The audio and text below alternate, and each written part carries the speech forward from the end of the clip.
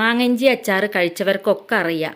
വളരെയധികം ടേസ്റ്റ് കൂടിയിട്ടുള്ള ഒരു അച്ചാറാണ് മാങ്ങഞ്ചി അച്ചാർ. അപ്പോൾ ഈ മാങ്ങഞ്ചി എന്ന് പറയുമ്പോൾ അത് അറിയാത്തവരും ധാരാളം കാണാം. അങ്ങനെയുള്ളവർക്ക് മാങ്ങഞ്ചിയുടെ ചെടിയൊന്ന് ഞാൻ പരിചയപ്പെടുത്താം.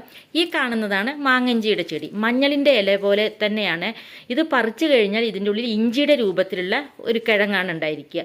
നിറയെ കിഴങ്ങുണ്ടായിരിക്കും. അത് ഇഞ്ചിയുടെ രൂപമാണെങ്കിലും ഇതിൻ്റെ മണം ശരിക്കും മാങ്ങയുടെ മണമാണ്. അതുകൊണ്ടാണ് മാങ്ങഞ്ചി എന്ന് പറയണത്. അപ്പോൾ ഈ ഒരു മാങ്ങഞ്ചിയുടെ ഇലയൊക്കെ ഇതാണ് ഇങ്ങനെ വാടി തുടങ്ങിയിരിക്കുന്നത്. ഇത് ഏകദേശം വിളവെടുപ്പ് ആയി തുടങ്ങി. അതാണ് എല്ലാ കിഴങ്ങ് വർഗ്ഗങ്ങളും നമ്മൾ ഈ ഒരു വൃശ്ചികം ധനു മാസങ്ങളിലാണ് പറിച്ചെടുക്കുക. അതായത് നവംബർ പകുതി മുതൽ ജനുവരി പകുതി വരെയുള്ള ഈ ഒരു കാലയളവാണ് ഇഞ്ചി, മഞ്ഞൾ, കൂവ, കൂർക്ക അങ്ങനെയുള്ള എല്ലാ കിഴങ്ങ് വർഗ്ഗങ്ങളും വിളവെടുപ്പിൻ്റെ സമയമാണിത്.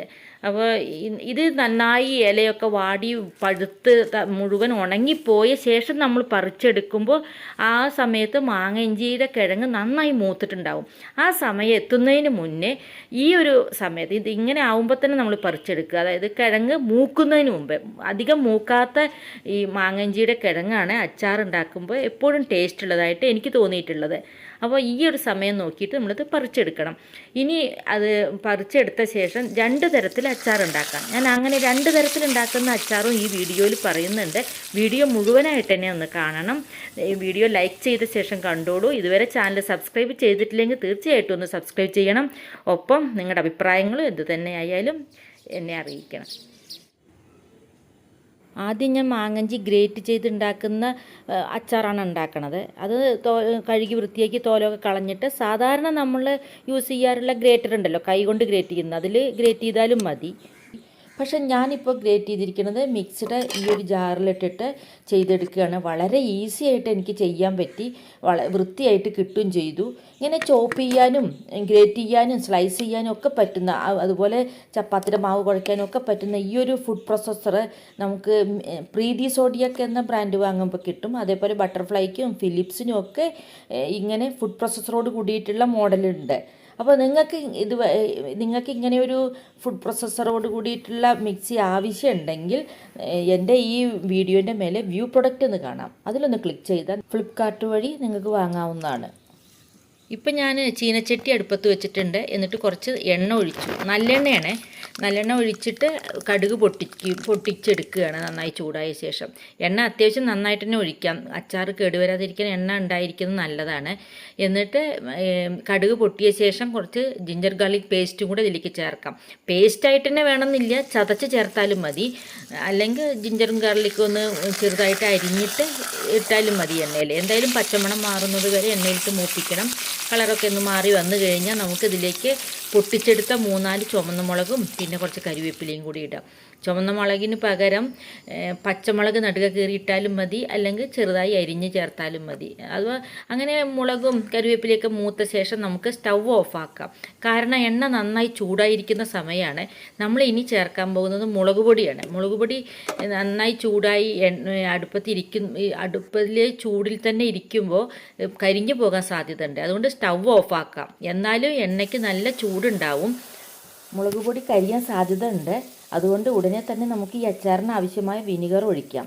വിനിഗർ ഒഴിച്ചിട്ട് നന്നായിട്ടൊന്ന് ഇളക്കിയെടുക്കണം. എന്നിട്ട് ഈ ചൂടായിരിക്കുന്ന എണ്ണയിലേക്ക് ഉടൻ തന്നെ നമുക്ക് ഈ നമ്മൾ ഗ്രേറ്റ് ചെയ്ത് വെച്ചിരിക്കുന്ന മാങ്ങഞ്ചി ചേർക്കാം.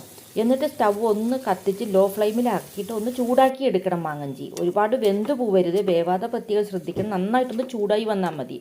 പിന്നെ മാങ്ങഞ്ചി നമ്മൾ ഗ്രേറ്റ് ചെയ്തെടുക്കുന്നതിന് മുന്നേ നന്നായിട്ടൊന്ന് തുടച്ചെടുക്കണം. വെള്ളത്തിൻ്റെ അംശമൊന്നും പാടില്ല. കഴുകി വെച്ച മാങ്ങഞ്ചി ആകുമ്പോൾ വെള്ളത്തിൻ്റെ അംശം ഉണ്ടാവാൻ സാധ്യതയുണ്ട്. അതുകൊണ്ട് തുടച്ച ശേഷം ഗ്രേറ്റ് ചെയ്തെടുത്താൽ മതി. കാരണം ഇത് കുറേ ദിവസം കേടുവരാതിരിക്കുന്ന ഒരു അച്ചാറാണെന്ന് ഞാൻ പറഞ്ഞല്ലോ. ഒരു വർഷമൊക്കെ ഒരു കേടും വരാതിരിക്കും നമ്മൾ ശ്രദ്ധിക്കുകയാണെങ്കിൽ. ഇനി ഇതിലേക്ക് ഉപ്പ് ചേർക്കാം. ഉപ്പ് ഒട്ടും കുറഞ്ഞു പോകരുത്. അച്ചാറുകൾക്ക് എപ്പോഴും ഉപ്പ് ഒന്ന് മുന്തി നിൽക്കുന്നത് അത് കേടുവരാതിരിക്കാൻ നല്ലതാണ്. പിന്നെ ഒരു 1/2 ടീസ്പൂണിൽ താഴെ പഞ്ചസാര കൂടി ഇതിൽ ചേർക്കണം. പിന്നെ ഒരേ അളവിലെടുത്ത കടുകും ഉലുവയും കൂടി നന്നായിട്ടൊന്ന് വറുത്തെടുത്തിട്ട് ഉലുവയുടെ കളർ മാറുന്നത് വരെ വറുക്കണം. അതേപോലെ കടുക് പൊട്ടും ചെയ്യണം. ആ ഒരു സമയത്ത് നമുക്ക് ഇത് പൊടിച്ചെടുത്തിട്ട് ആ പൊടി ഈ മാങ്ങഞ്ചി അച്ചാറിലേക്ക് ചേർക്കാം. ഒപ്പം കായത്തിൻ്റെ പൊടിയും ചേർക്കാം. നല്ല അത്യാവശ്യം മണം കിട്ടുന്ന വിധത്തിൽ കായത്തിൻ്റെ പൊടിയും ചേർക്കാം. പിന്നെ ഒട്ടും വെള്ളമയമില്ലാതെ വെയിലത്ത് വെച്ച് ഉണക്കിയെടുത്തിട്ടുള്ള ഗ്ലാസ് ജാറിലേക്ക് ഇത് മാറ്റാം. എന്നിട്ട് മേലെ വേണമെങ്കിൽ കുറച്ച് നല്ലെണ്ണ കൂടി ചൂടാക്കി ഒഴിക്കുന്നത് കുറേ നാൾ കേടുവരാതിരിക്കുന്നതിന് ഒന്നുകൂടി നല്ലതാണ്. ഇനി ഉണ്ടാക്കുന്ന മാങ്ങഞ്ചി അച്ചാറിന് വേണ്ടിയിട്ട് ഈ മാങ്ങഞ്ചി കുനുകുനാന്ന് അരിയാണ് ചെയ്തത്. ഗ്രേറ്റ് ചെയ്യല, ഇതുപോലെ കഷ്ണങ്ങളാക്കിയിട്ട് അരിഞ്ഞെടുത്തു. ചെറുതായിട്ട് അരിയണം. പിന്നെ അതിൽ ഉപ്പിട്ടിട്ട് ഒരു ദിവസം മുഴുവൻ വെച്ചു. പിറ്റേ ദിവസത്തേക്ക് മാങ്ങഞ്ചിയിൽ ഉപ്പ് പിടിച്ചു. ഇത്രയും വെള്ളം ഉണ്ടായിട്ടുണ്ട് മാങ്ങഞ്ചിയിൽ. അപ്പോൾ അതിനുശേഷം നമ്മൾ മറ്റേ അച്ചാറിന് വേണ്ടി റെഡിയാക്കിയ പോലെ തന്നെ ചീനച്ചട്ടി ചൂടാക്കി എണ്ണ ഒഴിച്ച് കടുക് പൊട്ടിച്ച് പിന്നെ അതിൽ മുളക് പൊട്ടിച്ചിട്ടു, കരിവേപ്പില ഇട്ടു.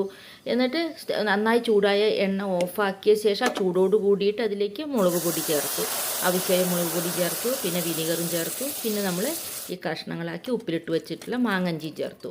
ഇത് ചൂടാക്കരുത്, ഒട്ടും തന്നെ ചൂടാക്കേണ്ട ആവശ്യമില്ല.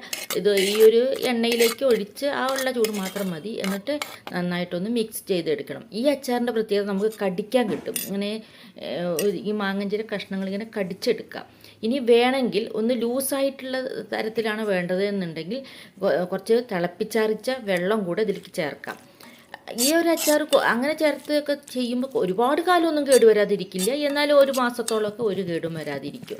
വെളുത്തുള്ളി ചേർക്കാം കേട്ടോ. 2 അച്ചാർ ഉണ്ടാക്കുമ്പോൾ നിറയെ വെളുത്തുള്ളി ഇടുന്നത് നല്ലതാണ്. വെളുത്തുള്ളി കൂടെ നമുക്ക് ആ എണ്ണയിലിട്ടിട്ടൊന്ന് വഴറ്റിയെടുത്ത ശേഷം മാങ്ങഞ്ചി ഇടുന്നത് നല്ലതാണ്. ഇതിലും ഒരല്പം പഞ്ചസാര ചേർക്കാം. പിന്നെ ഉലുവയും കടുകും കൂടി വറുത്ത് പൊടിച്ചെടുത്തിട്ടുള്ള പൗഡർ ചേർക്കാം, കായത്തിൻ്റെ പൊടിയും ചേർക്കാം. എന്നിട്ട് നമുക്ക് ഒരു ഗ്ലാസ് ജാറിലാക്കിയിട്ട് സൂക്ഷിച്ച് വെക്കാം. നല്ല രുചിയുള്ള അച്ചാറുകളാണ്, രണ്ടും നല്ല രുചിയാണ്. അപ്പോൾ എല്ലാവരും ഒന്ന് ഉണ്ടാക്കി നോക്കണം. മുളകും ഉപ്പും പുളിയും ഒക്കെ പാകത്തിനാവണം എന്ന് മാത്രം, അത് നമ്മൾ പ്രത്യേകം ശ്രദ്ധിച്ച് ചെയ്യണം. അപ്പോൾ ഈ വീഡിയോ ഇഷ്ടപ്പെട്ടിട്ടുണ്ടെങ്കിൽ ലൈക്ക് ചെയ്തോളൂ. അതുപോലെ തന്നെ നിങ്ങളുടെ അഭിപ്രായങ്ങൾ എന്താണെന്ന് വെച്ചാൽ